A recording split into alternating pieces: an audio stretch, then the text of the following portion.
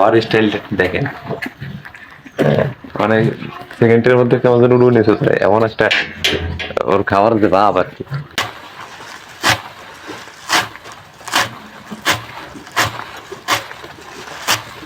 আসসালামু আলাইকুম। আজকে গরুর খাবারের জন্য যে খাবারগুলো আমি খাওয়ার সেটা দেখাবো।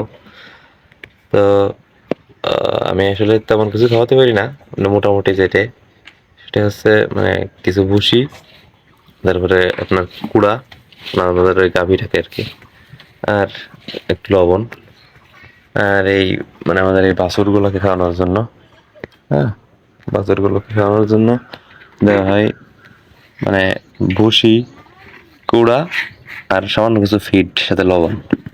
চলুন দেখি আমাদের এই বাছুরগুলো কেমন খায় এটা একটু দেখায়।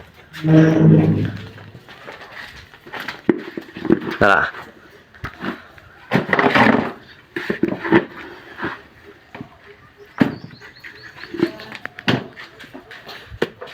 মানে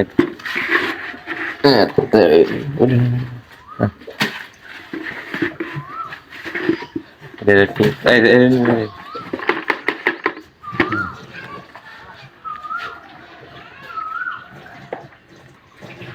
এটা মানে আমাদের ওই গাভীর বাছুর, হ্যাঁ, ওই মানে এটার মা সহকারে কিনছিলাম, তো ওর মাকে আবার বিক্রি করে দিয়েছি, এখনো বাংটা আছে। তো একটু আগে গোয়ালটা পরিষ্কার করছি, এখন আমাদের এই গাভীর খাবারটা দিয়ে দিলাম।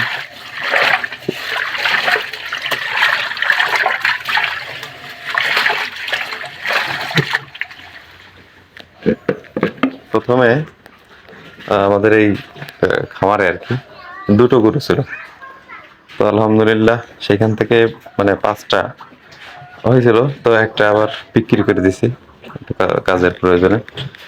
যাই হোক, এখন এই 4টা আছে, একটা এই যে একটা কিনা, ওইটাও কিনা, শুধু ওইটা আমাদের এই যে মানে নিজেদের যে গাভী সেটার বাছুর, আর এটার মাকে বিক্রি করে দিছি, সেটা তো বললাম। আর এখন আমাদের এই মানে এই ঘাস কাটা সাথে এই যে আপনার কি বলে খড়, এই সেইগুলো এখন দিব।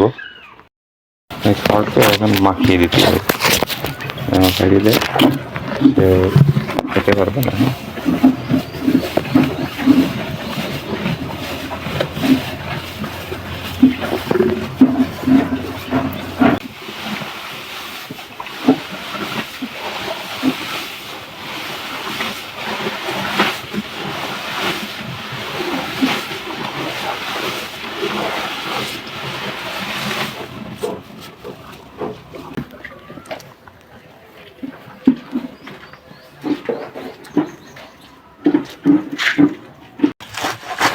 আমাদের ছাগলের জন্য এই এই আয়োজনটা লাস্টে মানে একবার আমাদের গরুর কাজ শেষ আপাতত, এখন ছাগলের জন্য এই মানে ঘাস এবং ভুসি মানে মাখাই দিতে হয়, তো সেজন্য আমি ঘাসের প্রসেসটা দেখাচ্ছি।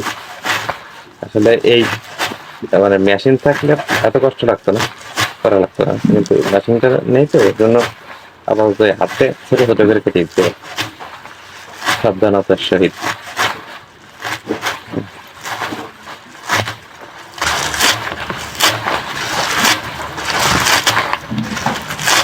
তো আলহামদুলিল্লাহ শেষ হলো আমাদের এখনকার যে আয়োজন, মানে গরুর খাওয়ারটা শেষ আর এই ছাগলের খাওয়ারটাও কমপ্লিট।